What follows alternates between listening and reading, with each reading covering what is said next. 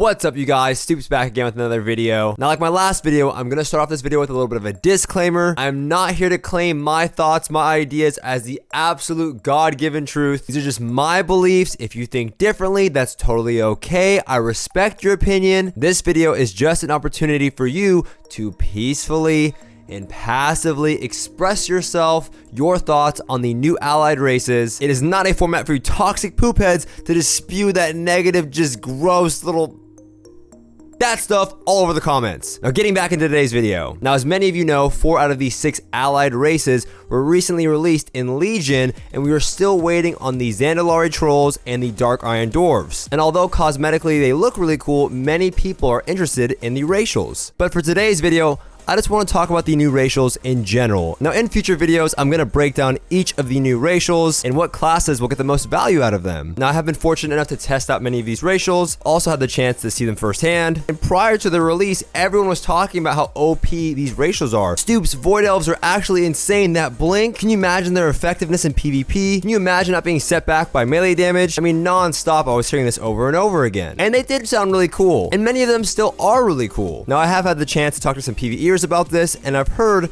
that many of these PvE racials are an attempt to kind of balance out the Horde versus the Alliance. Now, Alliance kind of gets shafted on this as many of their racials aren't really effective for PvE. But some people really don't care about that. Some of you guys just like to look cool. Some of you guys like the lore behind your race. Some people just like the cosmetic look of armor on that character set. Now, Void Elves have that interesting trait called Entropic Embrace, which apparently has a chance to increase your damage and healing by 5%. This is a great racial for PvE and PvP. But not many people were talking about that, right? Everyone was talking about that blink ability. Perhaps that's because I'm in the PvP community and everyone thought this would be extremely overpowered in PvP. And I'm not here to say that that ability is not great. It's on a 3-minute cooldown. It has a long range and it has some great potential on certain classes. But many people are wondering, is it worth the transfer? I don't care about the cosmetic look. Is it worth me to pay the extra money or level a new character for this new racial? How good is the High Mountain Torn racial? How good is the Lightforged Draenei racial? Now, again, for PvE, I'm gonna say out of all of the new racials, it looks like Void Elf has the most value out of all of the other ones. I'd like to know your guys' thoughts in the comments below, but for PvP, this is just my opinion, I don't see any of these racials in the current state of Legion because we don't know about Battle for Azeroth. There's still, in my opinion, for PvP, no better racial than Hardiness for an Orc, Every Man for Himself for a Human, or Arcane Torrent for Blood Elves. Now, Night Elves have Shadow Meld, and that's kind of cool, and it's still really useful in some situations, but when I look at racials for PvP, I'm looking at overall value. And humans having the trait Every Man for Himself,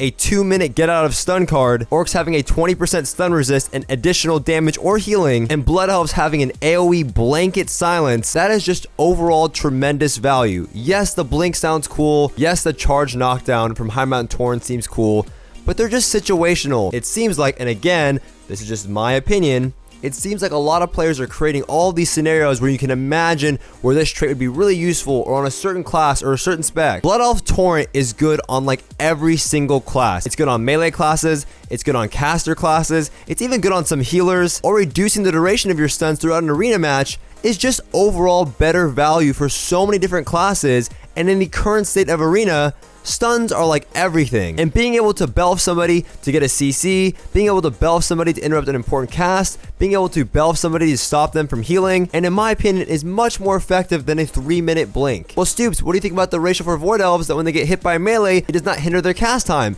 To be honest, you guys, I barely even noticed the hindering. If anything, I think the random proc chance on 5% increased damage or healing is much more effective than the other two. A 3-minute cooldown for a blink is nowhere near as good as a 2-minute trinket, 20% stun resist, or AoE blanket silence. But again, this is just my opinion. Perhaps you don't care about the racial and you just care about the cosmetic look. Perhaps you do care about the racial and on your class you think it's really effective. Maybe even see scenarios in the future where those racials will be really effective. But in the current state of Legion, I still think Orc, Human, and Blood Elf are just by far the best races simply based on their racials. But I'm still gonna play Zandalari Troll regardless of the racial. I still think Void Elves look really cool with their sparkly hair. I still like the new Draenei. They all look really cool, and I'm glad they're implementing them.